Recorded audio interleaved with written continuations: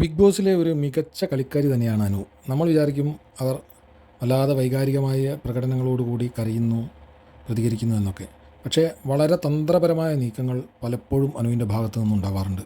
നമ്മളത് ശ്രദ്ധിക്കുന്നില്ല എന്ന് മാത്രം. അത്ര തന്മയത്വത്തോടു കൂടിയാണ് അനു ഇത് ചെയ്യുന്നത്.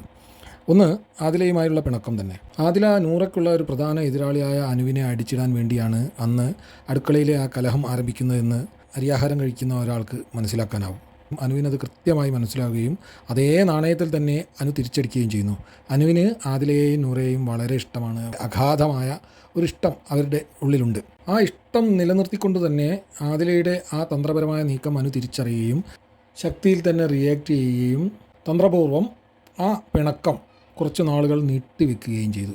സാധാരണ വിചാരിച്ചതുപോലെ ഒരു മണിക്കൂർ കഴിഞ്ഞിട്ട് വന്ന് മിണ്ടാമെന്ന് വിചാരിച്ച ആദിലയെ ഞെട്ടിക്കും വിധം അനു പെരുമാറി. കാരണം അനുവിൻ്റെ ഹെയ്റ്റുള്ള ഒരാൾ ഈ ആഴ്ച പുറത്തു പോകാനുള്ള സാധ്യത വളരെ കൂടുതലാണ്. നിവിനായിരുന്നു ആ സാധ്യത ഉണ്ടായിരുന്നത്. പക്ഷേ അനുവിനെ പോലെ തന്നെ തന്ത്രശാലിയായ നിവിൻ അനുവുമായി വലിയ ലോക്യത്തിലാവുകയും അനുവിൻ്റെ ഫാൻസിൻ്റെ വോട്ടുകൾ തനിക്ക് എതിരാകാതെ നോക്കുകയും ചെയ്തു. അപ്പോൾ തീർച്ചയായും ആദിലക്കാണ് ആദ്യം നറുക്ക് വീഴുക.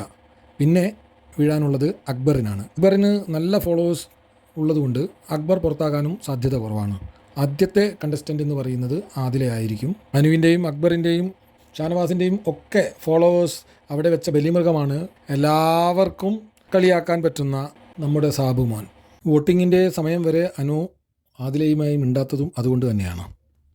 അതിനു മുമ്പ് തന്നെ നിങ്ങളോട് പിണക്കമില്ല എന്ന് കാണിക്കാൻ നൂറയോട് പെരുമാറിയതും വളരെ തന്ത്രപൂർവ്വം തന്നെ. ഈ നിരീക്ഷണങ്ങൾ നിങ്ങൾക്ക് ഇഷ്ടപ്പെടുന്നുണ്ട് എങ്കിൽ, നിരീക്ഷണങ്ങൾ സത്യസന്ധമാണ് എന്ന് തോന്നുന്നുവെങ്കിൽ ദയവായി ലൈക്ക് ചെയ്യുക, കമൻറ്റ് ചെയ്യുക, സബ്സ്ക്രൈബ് ചെയ്യുക. സ്നേഹപൂർവ്വം ഹോട്ട് തോട്ട്സ്.